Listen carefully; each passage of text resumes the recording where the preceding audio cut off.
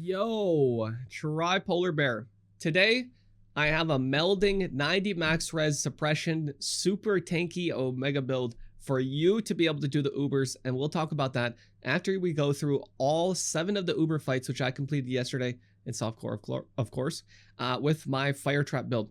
The Fire Trap build, I made it super tanky for these fights, but I tried to keep it on a reasonable budget. All the gear I used combinators on, and most of the stuff that was expensive was just uniques, right? Like unique jewels. Melding was 4x. The impossible whatever jewel that lets you jump over to unwavering stance and spec in some max res, that was like 3x. Stuff like that. All in all, it should be doable on 30 to 40, depending on if you know what you're doing with combinators, right? Which is really easy. You just slam some suffixes together, but we'll talk about the build later. For now, let's talk about the actual Uber fights. I'm going to give a quick rundown of all the Uber fights, at least with this build. So hopefully you guys can progress to at least this point and be able to do all the Ubers on your league starter on Fire Trap, Rutu's Fire Trap build, which was an absolute blast, especially with this melding setup that I had created. All right, by yoinking a little bit of Dan's ideas. Okay, so let's go over each of the Uber fights here. So the first one here is Uber Sirus. The big gimmick here, as you can see, is that there's a storm that follows you within this circle arena that you can't leave or Sirus will phase again, right? So you have to kind of just run in this big circle. You have to kite this, or you take way too much damage, right? That is the big gimmick number 1. The large gimmick number 2 for the Sirus fight is the fact that every single thing he does applies a stack of corrupting fever, or a corrupting blood. So you just need a corrupting blood immune jewel. You have to have one. You have to. There is no, trust me. All right, I tried 3 portals by being stubborn and not buying one. You can't do it. You need a corrupting blood jewel. All right. The second big gimmick here is the fact that his meteor is a little faster, so you might need a movement speed flask or something like that. As I got caught in the meteors a few times, and the fact that he has 5 beams going towards the middle here makes it a little tricky. And there's a lot of dot degen on the ground as the fight goes on, so it makes it a little bit trickier, but it's certainly still doable, especially with the 90 max resistance and Leaf Shade setup, etc. that we have. Makes it a lot easier to deal with the degens and to deal with a lot of this. But you see here, the meteor, it's really fast compared to the normal one. You have to be super quick here. And as the arena and the fight goes on, the degens start stacking up. But all in all, Uber Sirus, not that hard of a boss. You just have to be comfortable with Sirus in general. Next up is Uber Shaper. The big gimmick here is the fact that you don't get a Zana Protect Me phase, and that Shaper, he shoots 3 balls, and he's got 2 clones that also shoot 3 balls. So it becomes a little tricky, but we have enough regen. We've got enough max res with this setup where we can eat balls. Sometimes you can eat a slam if your Molten Shell or VMS is up, and we can kind of get tickled by the beam for about 1 second before it starts to do any damage. So it's a very low pressure fight. You really just need to focus on not standing in front of 2 to 3 sets of balls and flame dashing out of the slams, right? You don't have to pay too much mind to the ground degens. Obviously, you don't want them filling the arena, but hey, 20 of them is a challenge, right? So no matter what, you can do that as well. But with the regen we have, you throw your Purifying Flame down when he does this phase. You stand there and throw traps so that they trigger, and you maintain that Saboteur regen, and eating these is not much of an issue. We also have a 7 charge when you get hit Life Flask, so we can always use our Life Flask during this fight because we're going to be getting hit a lot. So it makes it very, very nice and trivial. You see here, we can like eat some of the balls. It's not really too much of a problem. In this fight, you should really only die with this build to the Shaper slams. So all in all, very easy. Next up is Cortex. Cortex is cute. This is a cool fight. It spawns the normal Cortex bosses, but then it adds like an augmented, twisted, altered, distant memory. And it doesn't make it that much difficult, right? The big guy, he does a big slam move. He's got huge arms and he punches really swingy, obvious throws, right? Stuff like that. The other guy, he just goes poo poo poo. He shoots lasers. Don't stand in front of him. There's glowy stuff on the ground. Don't stand on that. There's black degen on the ground. Don't stand on that. It's pretty straightforward past the Cortex bosses. The one tricky part for this fight is going to be when you hear Venaria say, feel the pull of the void. This is in the normal Cortex, but it's very important you get this down during this fight. Feel the pull of the void means he's going to spawn these black little shadow blobs that are going to chase you.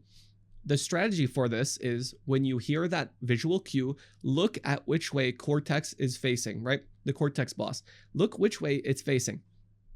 It will always slam in the same direction. So if it's facing up towards the top left, then I need to flame dash either towards the top right, towards the bottom left, or towards the bottom right, right? You can very easily flame dash out of this slam every time. If you look where he's facing, and number two, stop moving when the black shadow blobs take you.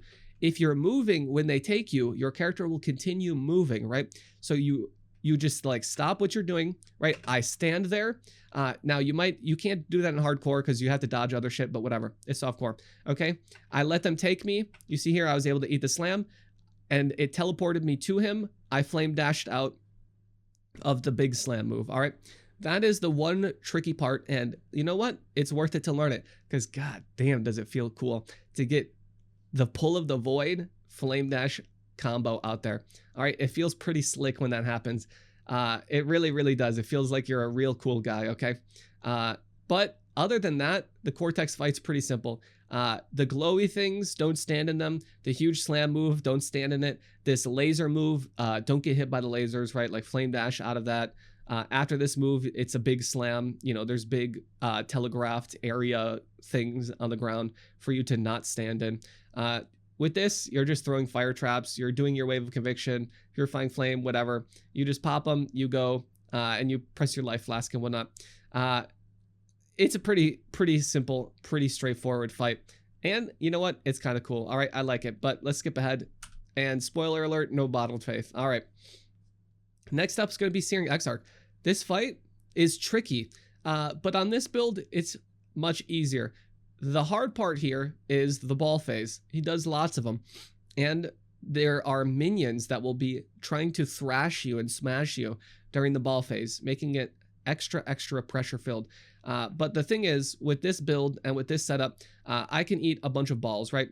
We go and we try our best, right? I'm flame dashing around, but eventually I kind of lose my cool. I start eating balls and I just use my life flask and then I pop Vol Molten Shell and then I eat a couple more balls. And it's really not that big of a deal.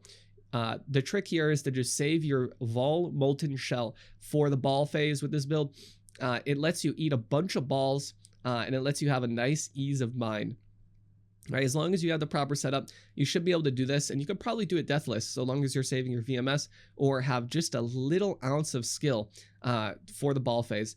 The big thing here is, if you obtain this debuff by walking on the ground that's glowing, which you shouldn't, right? Never walk on the glowy ground, the fire ground, the debuffs, right? I obtained this, so if there was a ball phase right now, I would die to the balls, because this makes you take increased damage. And it reduces the cooldown recovery rate of your movement abilities, which makes it even more difficult to dodge the balls. So that is one part that you need to keep in mind for this fight. You got to save VMS, and you got to not step on the little rune on the ground that will make you take increased damage. Other than that, it's the pretty straightforward Searing Exarch fight that we all fought during the quest state. There's just a lot more spam, a lot more shit on the ground, and just a couple more balls. You see here, I stepped on the ground to debuff. Now it's a ball phase, and I'm going to dive to the balls because I can't flame dash as much, and I'm taking increased damage from the balls. Even though I pop VMS, right, you can kind of skill it. Maybe you can stall enough, but generally, when that happens, I kind of freak out. Wait, I actually did it this time. All right, so this build's just nuts. All right, anyways. Even when you step on the bad stuff, you can still survive. Okay, Eater of Worlds. This fight is really cool. I wish this was the normal, typical fight. I understand why it can't be. I wish it was toned down a little bit. It is a lot more difficult, but it's really cool. All the tentacle stuff looks a lot cooler. All the tentacle moves are actually deadly. Like, I'm actually afraid of getting hit by them, where normally I just eat them. The big gimmick here is the balls are a lot more erratic. These little drowning balls that are following you. And there are a lot of very damage heavy tentacles that will slam down. But you see during this phase here, it is very predictable, right? They are spawning in nearly the same spots, if not the same spots, and they all spawn in the corners, the edges, and they slam their way towards the middle. So you see there, I didn't notice this at first, but if you see here, I got slammed by 2 tentacles, right? Whereas if I had noticed the positioning of them, I very easily could have just not got slammed by the 2 tentacles and then the Eater of World die beam. We can eat the die beam. We can't eat 2 tentacles into the die beam with this build though. So that is just the one thing you have to keep in mind. You just have to not eat the tentacle slams. That is like the one thing that you have to watch out for here, because they all can overlap when they all shoot towards the middle there, right? You can get 4 or 5 tentacle slams on you at the same time, which makes makes for a very nice little Eater of World one-shot macro. The other thing here is he says hunger, and then he does a big explosion. He'll generally then say hunger again because he's still hungry, and then he'll do one more explosion. So you see hunger here. Is he going to come over here and do hunger again? No. Sometimes he does, sometimes he doesn't. But Eater of World Uber, in a nutshell, not so bad, not so tricky. Now we'll get to the actual very difficult bosses, in my opinion. Maven is very tricky because the degen pools are not cleared for the whole fight. So you need to choose a poop spot strategy. For me, I choose a corner for my poop spot. Some people like to choose the middle to put their degen pools, right? If you don't know Maven, the brain thing that hovers around the outside of the arena will send these. Let's go back a little bit and see if we can show it. It'll send these things, these projectiles that will follow you. Let's get it. Go back a second. Right, you'll see it here. It has a specific noise. It has a specific graphic. These right here will home in on you. These right here. You need to shield charge around, get them together, and bring them into the same spot and drop them down, right? They are homing poop spot projectiles, and you need to make sure you're pooping in the same poop spot every single time. Okay, that is the big important part, because you don't get a free clear from the brain, right? You have to deal with these all the way through. Here we go again. We have these, so I'm going to bring them over here, and I'm going to poop in the poop spot, right? If you mess it up, you have to deal with that for the whole fight. So it's very important you don't mess it up. The second tricky part of Uber Maven is the fact that this beam move, where she says stand still, right? Stand still. Let's listen to it. Look at that poop spot, okay? Yeah, look at the poop spot. It's not bad. Stand still. This beam applies the Maven debuff beam from the final phase. So if you're not careful, you will be taking increased damage and you will have no life regen. So it's very important, right? Just as you wouldn't want to get touched by these, you can't get touched by the standstill. The one final thing for this fight that's very important to understand is that when she says, take this, you need to say no, all right? You need to say no. This move, this one fireball, is actually 5 fireballs in one. You will get shotgun if you eat that, right? All of them will explode and you will get one shot, even with 90 max res and a suppression and a saboteur blind damage reduction. You will get one shot by these. So you could do 2 things. You can bait it to one side and walk down here, or you can flame dash through the balls from a distance, or you could even be at a distance and only eat 1 to 2 balls. You cannot eat all 5 though. That is the one and final tricky part of the Maven fight. Other than that, there are bosses that spawn during the memory game, but with this build, that is trivial. And it gets a little tricky, you know, depending on whatever boss is. But honestly, those are the big important parts for the Uber Maven fight. And for the last fight that I completed yesterday, to complete all 7 Uber fights with this build, is going to be Uber Elder. Now you see here, if you're not careful, I was not. I have lots of degen ground everywhere. Now, we have lots of regen and 90 max res, so it is not too much of an issue at all. Even with all the extra little elder pools and whatnot, the one tricky part here is you have to dodge every Shaper Slam, and you have to make sure you are up on not standing in too much degen, right?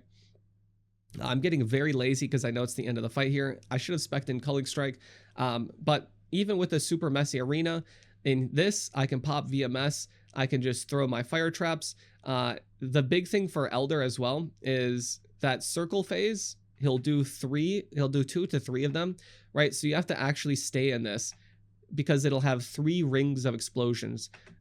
In the start, I didn't get used to that, right? But you can see here, we have 1 ring, 2 rings, 3 rings. Count it out, right? When he starts, count it out because it should last about 8 seconds, which means you need to be in there. So 1 Mississippi, 2 Mississippi, 3 Mississippi, 4 Mississippi, 5, 6, 7. You need to be in, and then they start exploding, right? 8, boom, boom, and then they all explode, all right? I can, with this build, eat one of those, I believe. And I just did. I can eat the Elder Slam if my Molten Shell's up. We can generally eat almost everything if our Molten Shell is up. But you do want to just get out of the way of those fights. If you know the Uber Elder fight, though, at least a little bit, if you understand the moves and whatnot, it should be pretty easy. I'll show the jewel here that I unidentified, or that I ID'd. It was pretty decent, honestly. It's Hatred, Cold Damage, Wrath Pen, and Wrath ES Leech. It's not too crazy, but I did get an X for it, so hey, not bad. That is the gist of it. Now let's go into the gearing for the build and what you can look for and things you can change a little bit so that you can also, with Fire Trap, do all 7 of the new Uber bosses with skill, right? With a little bit of skill, right? The 90 max res, all of this, these are like training wheels, right? You are not just putting 80, 90 exalts into the build, going in there and just instantly deleting everything, right? There are builds for that if you want. With these, you know, you got to do the moves a little bit.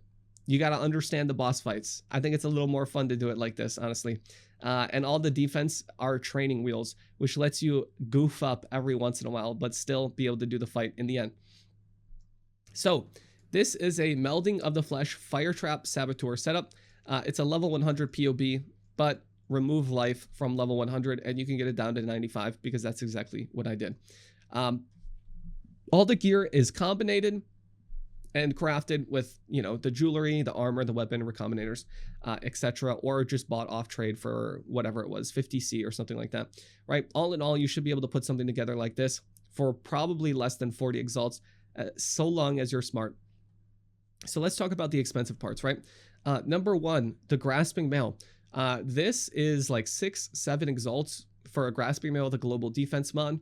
If you get an open prefix, you can craft the Gravicious mod, gain 10 life as extra max ES. That's really helpful. If you can't, I didn't, but we choose Grasping Mail because the 100% global defense gives us extra ES, right? I get a lot of extra energy shield. I get 10,000 evasion and I get 12,000 armor. This is very good. If you can't afford the Grasping Mail, this is one of the pieces you can skimp and save 7 exalts, and it's not going to hurt the most.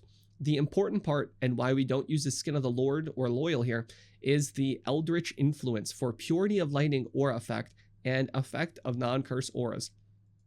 It's very important to hit aura effect thresholds.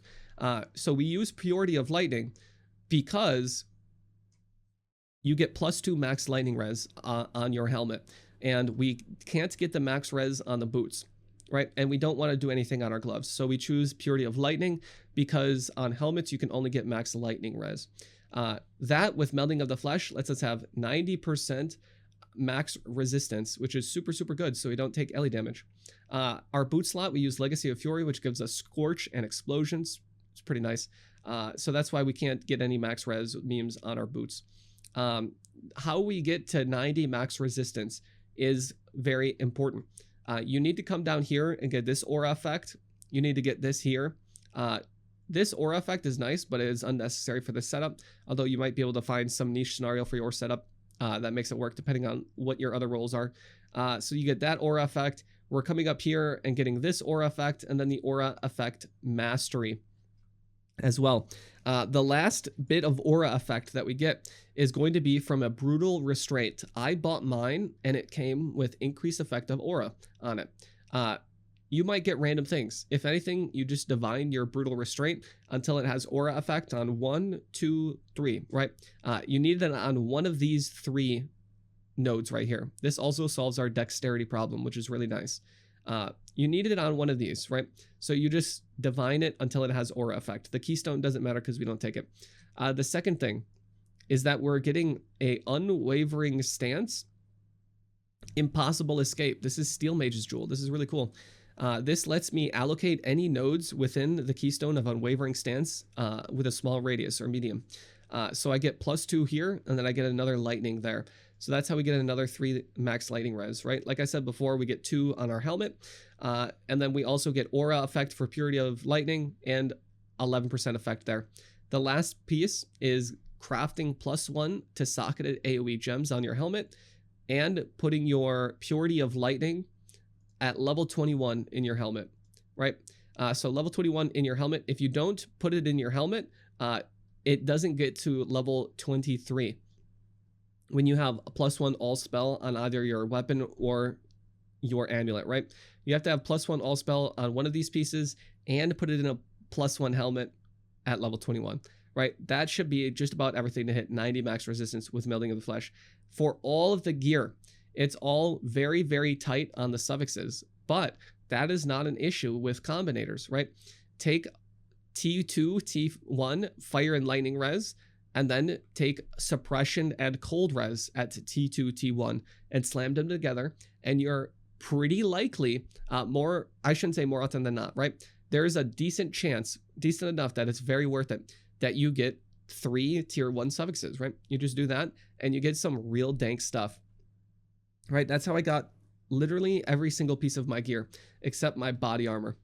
My gloves, I did this with suppression and resistance, and then I did the Eldritch afterwards. My amulet, I took a +1 fire that had life on it, and dot multi, I slammed them together. My ring, I took all res fire, and then I took a chaos with life.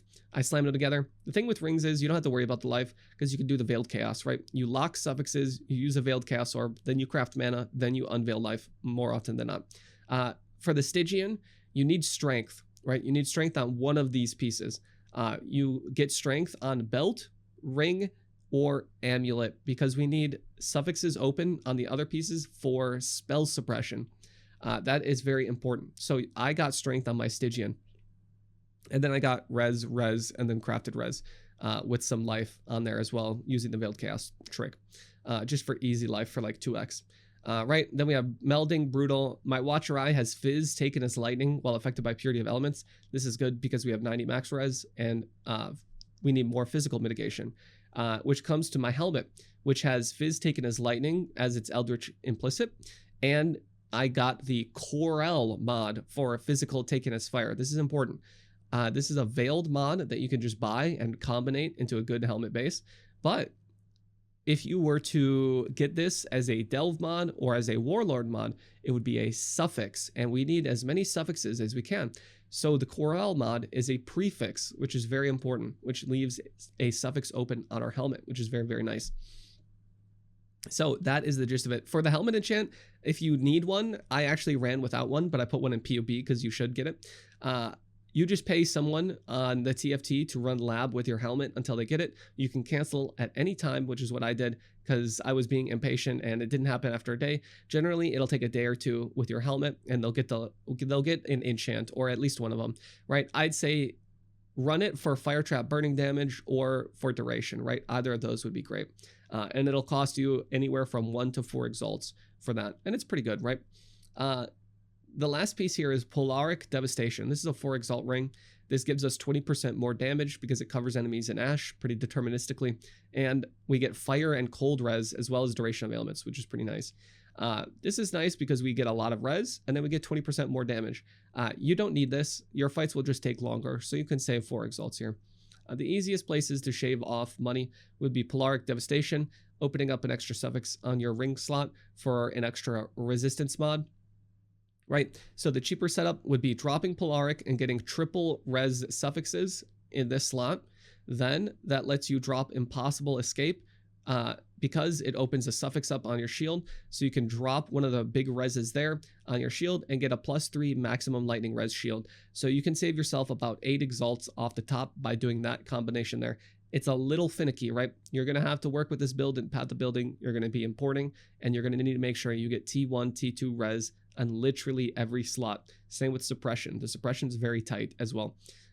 For the suppression, we grab this as well, which gives us 50 ES when we suppress, and we get an extra 10% if our stuff has evasion. Also, by the way, we're not using Kong Ming anymore because sometimes the enemies won't be blinded. You can do this with a Kong Ming setup. It just becomes a little bit trickier during some of the fights where you won't have the damage reduction. I think Shaper, someone was talking about it, Jung Roan. I don't know if he was talking out of his ass like normal or if he was actually saying something that's true. But Shaper, Shaper maybe can't be blinded during that phase where he's shooting all the purple balls. And so Kong Ming would be bad for that scenario, which is why I just opted to go for the full suppression, even though it's much, much more difficult to gear. If you think you can get away with it, try it. Also, like Searing Exarch, meteor balls, stuff like that. There's just a few scenarios where the enemy won't be blinded, so we won't have the damage reduction from Kong Ming, which is why we opt for full spell suppression. Anyways, I wouldn't recommend this for mapping. I would recommend this only to complete your Ubers. It's very easy to swap from this back to your mapping setup, which is what I did. My mapping setup is wearing the Gull right now. It's got a lot more damage and it moves a lot faster, and then that is perfect for mapping.